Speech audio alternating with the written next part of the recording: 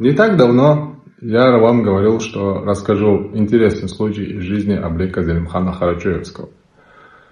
Этот рассказ передала казачка, которой было под 90 лет, и рассказала об этом хирургу, который работает в одной из больниц Чеченской Республики.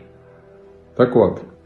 Этот случай произошел в конце мая 1911 года. У нас был маленький клочок земли, а пахать было нечем. Все в станице давно закончили весенний сев, только мы с матерью остались.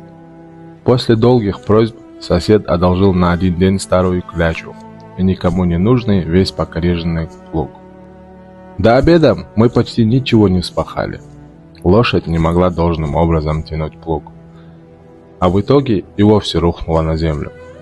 Мы пытались ее поднять, но наши попытки были безуспешны, и мама заплакала. Я тоже зарыдала.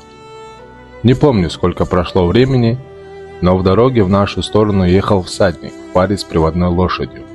Вскоре подъехал к нам и поздоровался. Он сидел на стройном карем коне, из-под бурки выглядывала винтовка, весь подтянутый, с задумчивым и внимательным взглядом.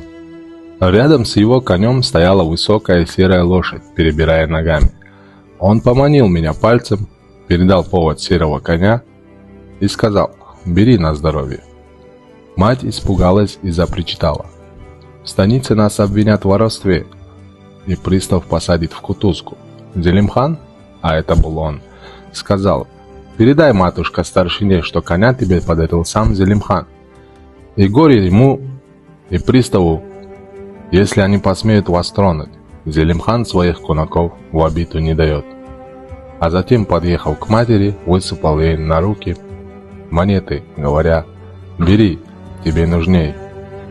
Вечером, благополучно закончив пахоту, мы с матерью возвращались в станицу с 2 конями. Только мы пришли домой, прибежал казачий старшина и сразу сцепился с вопросом: «Где взяли? Чей конь?» Мать рассказала, что лошадь подарил знаменитый Зелимхан, и точь-в-точь передала слова Абрека. Староста заюлил, раскланялся, униженно просил не говорить ничего плохого о нем Зелимхану. Вскоре вся станица приходила смотреть на подарок Зелимхана. После этого случая начальство нас не беспокоило. Жизнь пошла лучше, конь оказался сильным и работящим. Зелимхан знал, что такое тяжелый крестьянский труд, и знал долю бедняка, и поэтому любил и ценил бедных людей. Он был очень добрым человеком, а не тем, как о нем говорили царские наместники. Это была маленькая часть из прекрасной жизни этого человека, вспоминая которого невольно опускается голова, сердце обливается кровью, на глаза наворачиваются слезы.